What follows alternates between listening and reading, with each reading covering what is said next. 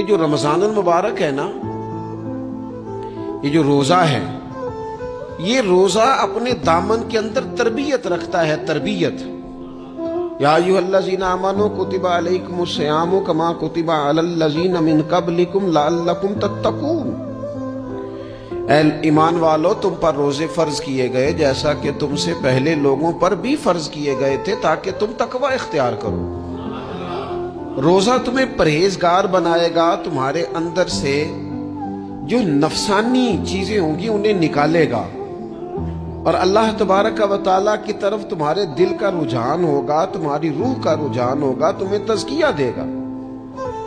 روزہ انسان کی تربیت کرتا ہے، انسان کو روزہ ذہنی طور پر تیار کرتا ہے کہ اللہ کے حکم کے مطابق کھانا ہے، اللہ کے حکم کے مطابق پینا ہے۔ سب سے بڑا مسئلہ اس دور کا رزق کے حلال کا حصول ہے اور حرام سے اجتناب ہے۔